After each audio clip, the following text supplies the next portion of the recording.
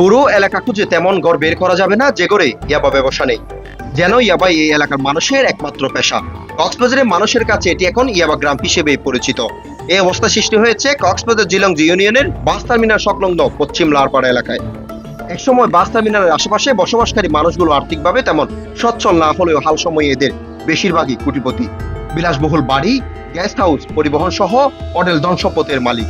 রাতারাতি তাদের আর্থিক অবস্থার পরিবর্তন তাক লাগানোর মতোই। কক্সবাজার বাস টার্মিনাল ও লারপাড়া এলাকার প্রায় ৮০% মানুষই ইয়াবা ব্যবসার সাথে জড়িত।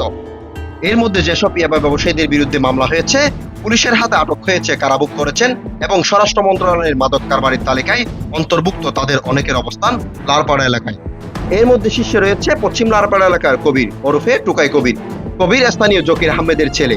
লারপাড়া এলাকার শীর্ষ কয়েকজন মাদক কারবারির মধ্যে টুকাই কবিরের মাদক ব্যবসা চলছে জমজমাট পাবে। আইন শৃঙ্খলা বাহিনীর তালিকায় শীর্ষে রয়েছে কবিরের নাম।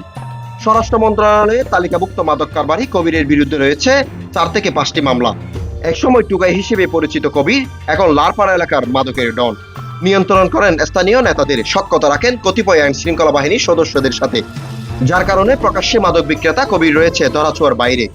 স্থানীয়রা এখন তাকে ইয়াবা কবির বা ডন কবির হিসেবেই চেনেন। দৃশ্যমান কোনো ব্যবসা বা চাকরি না থাকলেও লারপাড়া এলাকায় একের পর এক উঠছে কবিরের বহুতল ভবন। মাদকের টাকায় কিনছে বিশাল জমিও। শুধু কবির নন, কবিরের পুরো পরিবারই মাদক কারবারের সাথে সরাসরি জড়িত। সবার বিরুদ্ধে রয়েছে একাধিক মামলা। ইয়াবা সহ ধরা পড়েছে বহুবার। এর মধ্যে রয়েছে কবিরের বড় ভাই হাসান। হাসানও পশ্চিম লারপাড়ার নামকরা মাদক কারবারি। ইয়াবা নিয়ে বউ সহ আটক হয়েছিল হাসান। তার বিরুদ্ধে রয়েছে একাধিক মামলা। এসব মামলা মাথায় নিয়ে প্রকাশ্যে মাদক কারবার চালিয়ে যাচ্ছে হাসান।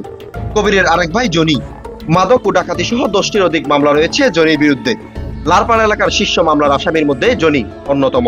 পুরো এলাকায় কবিরের মাদক কারবার চলছে বছরের পর বছর ধরে। স্থানীয় রফিকের সহযোগিতায় মাদক কারবারে এক ধাপ এগিয়ে কবির। এসব চিহ্নিত মাদক কারবারিরা প্রায় সময় লেনদেন করেন স্থানীয় বাদশার বিকাশের দোকানে।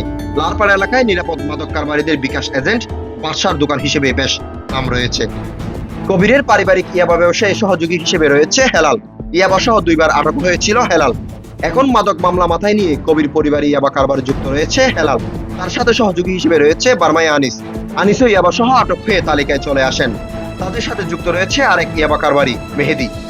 লারপাড়া এলাকায় এমন কোনো ঘর নেই যে ঘরে ইয়াবা ব্যবসা নেই। এই এলাকাটি এখন কক্সবাজারে মানুষের কাছে ইয়াবা গ্রাম হিসেবেই পরিচিত। প্রশাসনের কড়াকড়ি না থাকার সুযোগে সেখানকার ইয়াবা ব্যবসায়ীরা দিন দিন বেপরোয়া হয়ে উঠছে। বিশেষ করে মেজর সিনহা হত্যাকাণ্ডের পর বেশ প্রকাশ্যে আসে লারপাড়ার মাদক কারবারিরা। মূলত লারপাড়া এলাকাটি বাস টার্মিনালের পাশে হওয়ায় মাদক কারবারিরা সুযোগ নেন বিভিন্ন পরিবহনের সুবাদে দিন দিন লারপাড়া এলাকায় বেড়েছে মাদক কারবারি। টেকনাফের অনেক শীর্ষ মাদক কারবারিদের অবস্থানও এখন পশ্চিম লারপাড়ায়, যার কারণে কক্সবাজার এখন ইয়াবা গ্রাম হিসেবেই লারপাড়া বেশ পরিচিত। News desk, voice all 24, Cox's Bazar.